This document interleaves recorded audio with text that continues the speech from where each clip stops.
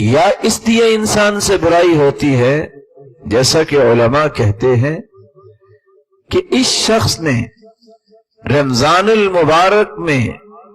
قدم رکھنے سے پہلے تیاری کی ہی نہیں ہے کہ وہ شیطانی جو عادات اس کے اندر ثابت ہو چکی ہیں وہ شیطانی عادتوں میں اتنا دھت ہو چکا ہے، اب وہ چاہتے نہ چاہتے اسے بار بار سرزد ہوتی ہیں، کیونکہ اس کی طبیعت میں بہت سارے شیطانی پہلو بہت پختگی سے اس کے زندگی کا ایک حصہ بن چکے ہیں۔ اور اسی وجہ سے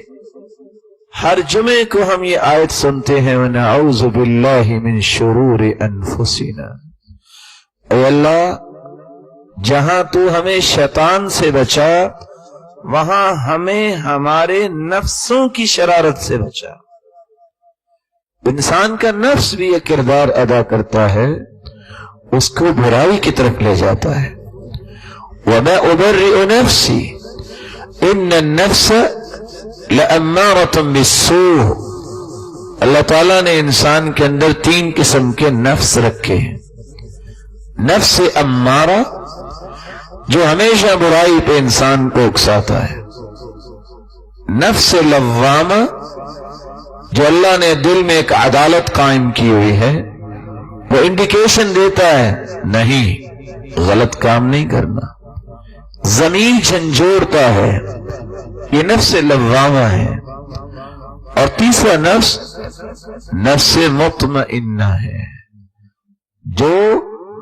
اللہ کی اس کے رسول کی ہر بات پر انسان کو 100% مطمئن کرتا ہے۔ جب تک نفس لوامہ قوی رہے، ملامت دل میں موجود رہے، برائیوں سے انسان بچا رہتا ہے،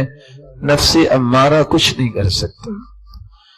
اور نفس امارہ قوی کب ہوتا ہے؟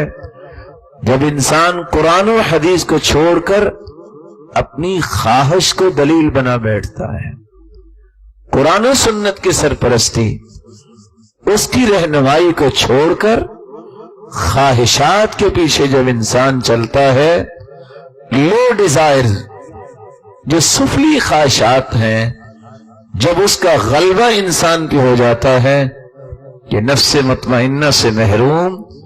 نفس لوامہ کمزور اور برائی کی طرف اکسانے والا نفس جو ہے یہ قوی اور طاقتور ہو جاتا ہے، وہ انسان ہر سو برائی میں دھنستا ہی چلا جاتا ہے۔